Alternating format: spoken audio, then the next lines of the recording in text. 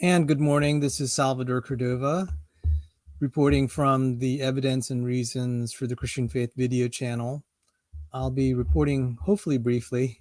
I don't have a lot of time to talk about the latest developments at McLean Bible Church. Now, some may be wondering why I cover this on Evidence and Reasons channel.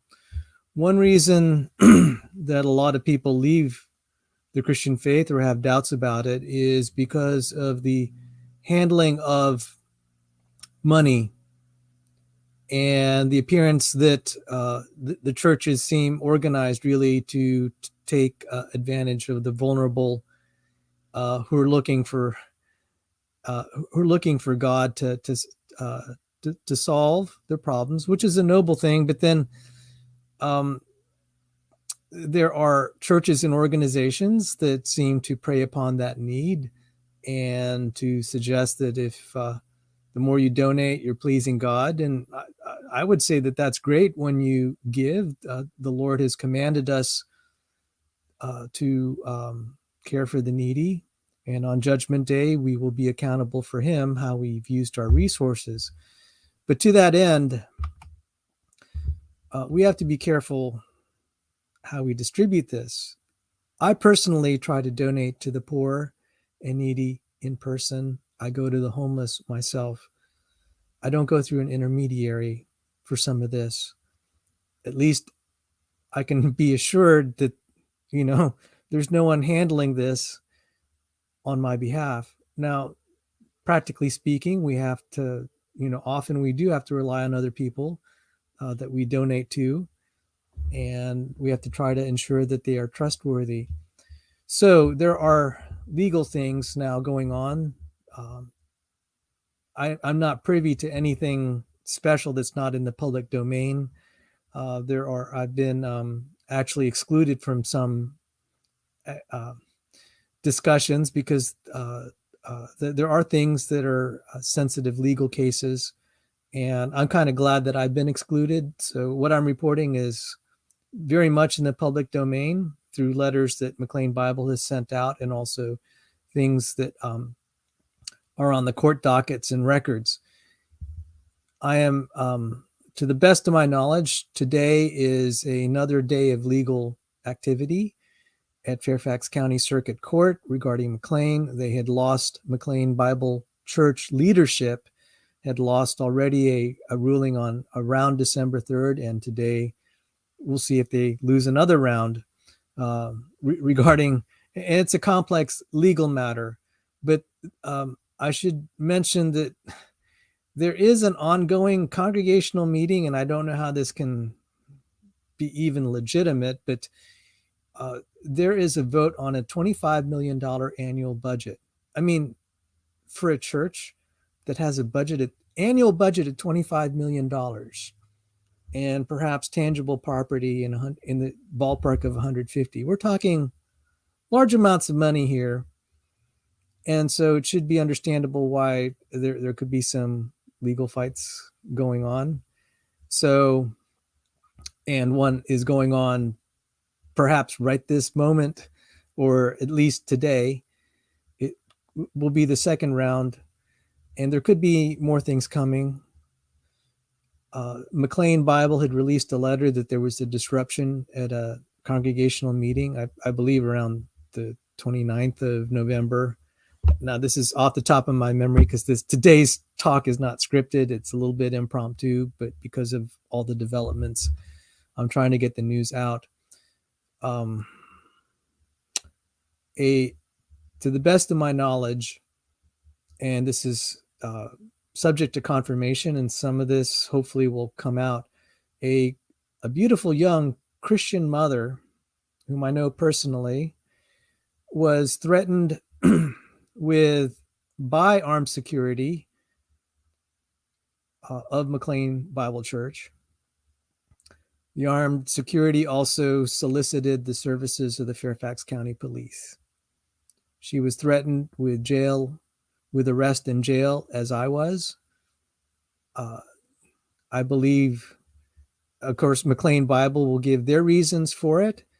And the aggrieved parties, like myself and this young Christian mother, will give their reasons.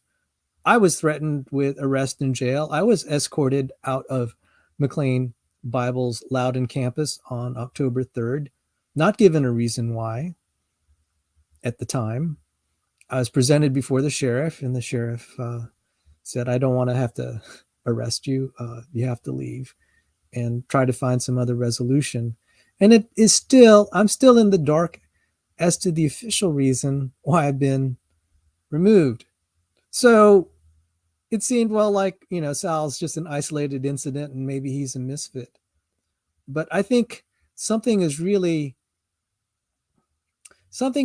up when a young, beautiful Christian mother with her children, she has 4 kids, and I believe the oldest is only 8 years old, that she's treated this way in front of her children. Something's up, and this does not look good that a pastor and company, David Platt and company, are using armed security to do this.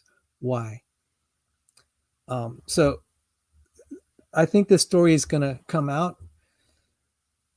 I can tell you that I think part of the reason is she, and others have been asking uncomfortable questions.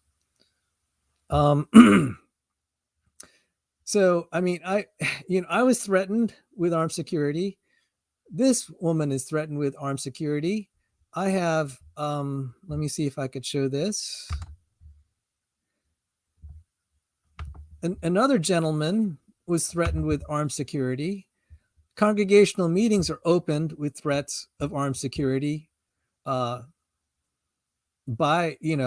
taking you to jail or whatever, fines, imprisonment, and this is what's going on. So let me, there are donors who've donated in the tens of millions to McLean Bible. One of them, and this is public knowledge, was Steve Case, the founder of AOL. And, if questions are raised about fiduciary responsibilities, this could affect the flow of money. And let me point out something, and I've pointed this out before, and let me see if I can get this graph. So I showed you photographs. There's stuff on the internet you could find on the SaveMcLeanBible.org, where there's recordings of these threats by armed security to escort members and attendees off the premises. I mean, it's really kind of disturbing. But let me show you something that is, I think, should be a little bit, that tells the story of what is problematic here. You could see here, this is a graph over time of the attendance history at McLean. And around 2017, there was a precipitous drop in attendance. The dotted line represents an interpolation based on various very precise counts of brick and mortar attendance. You could see the attendance numbers have collapsed. For a church that is soliciting donations and claiming they are sustaining or even growing revenues, this is not a good picture for them. And let me read what David Platt had to say. So this is the same pastor, at his behest and that of his friends on the elder board and management. Now, bear in mind, same pastor that has said negative things of me publicly, though I wasn't mentioned by name, and now I was threatened with arrest and jail by armed security.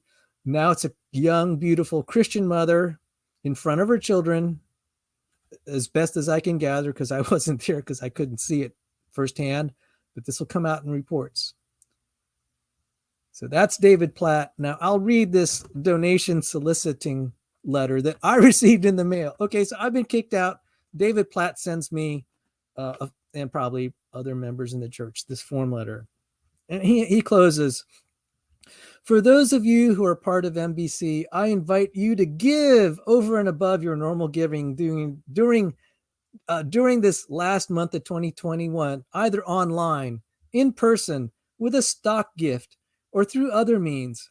If you're a parent, this is a great opportunity to include your children in the process of giving. Yes, and yes, you're humiliating a young Christian woman in front of her children with armed security. But doesn't stop him from saying a great opportunity to include your children in the process of giving.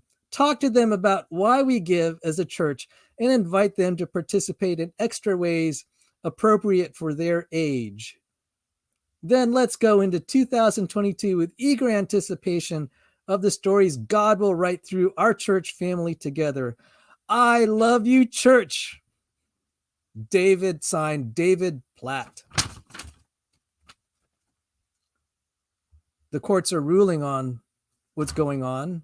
The judge himself in the last legal case used the word shenanigans, that he wishes he's comfortable ruling on the shenanigans that are claimed by the plaintiffs at McLean Bible. So I just want to throw this out there for you who support McLean. I support McLean Bible. I have questions about the leadership. Do you think the present management is doing a great job for McLean Bible? And do you want to give more to this enterprise? That's just a rhetorical question. I mean, that's up to you. I can't tell you what to do, but maybe for some out there, you're not aware of what's going on, and that's why I'm doing this. So I think that's mostly what I had on the docket today to report. There will be, in addition to the current legal injunctions, I anticipate, and I'm not privy to anything specific, that because all that's going on, there's probably going to be more discontent, and who knows what other things may come down the pike. But I expect the continued demands for financial transparency. It looks very suspicious that McLean, the leadership is claiming that despite these drastic drop in attendance numbers, the revenues continue to grow. That looks very suspicious. We want to find out why the revenue numbers are continuing to grow, at least in the official reports, and how they can justify, as in David Platt's letter, soliciting more money and saying, on the one hand, we love you, and then we have treatment of like what's going on here. So there'll be more updates. I'm extremely busy these days, and I'll try to keep the SaveMcLeanBible.org website going. It should be very interesting. As I said, right now, both their court rulings and then also a weekend-long voting process, weekend-long, starting like Thursday, yesterday, all the way till Sunday morning on a $25 million budget. So there's a lot going on, and there'll be more legal rulings. We don't know the date of the next legal ruling. It's contingent on what happens today. But there are all sorts of things going on. So again, why do I cover this here? Partly because it does relate to me personally, and also my position in the local congregation of God's church, where I taught apologetics, where I taught evidence and reasons for the Christian faith.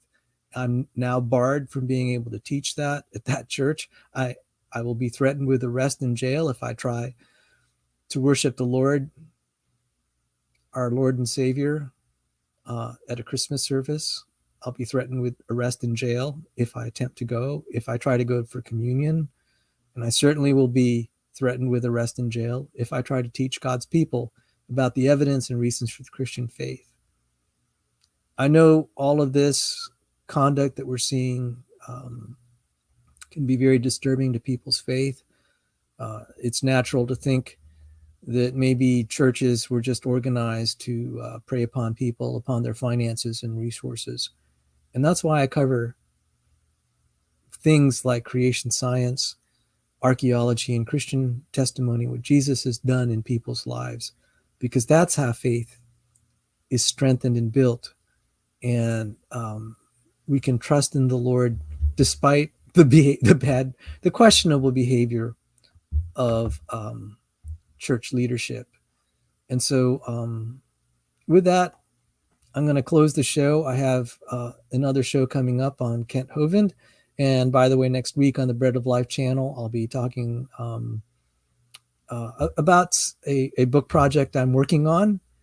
I'll be commemorating the love story of my mother and father. My father fought in World War II, and that presentation will commemorate his boldness and courage. And the title of the presentation is A Faint Heart Never Won a Fair Maiden. So until we meet again, take care and God bless you, and an early Merry Christmas. Have a good morning.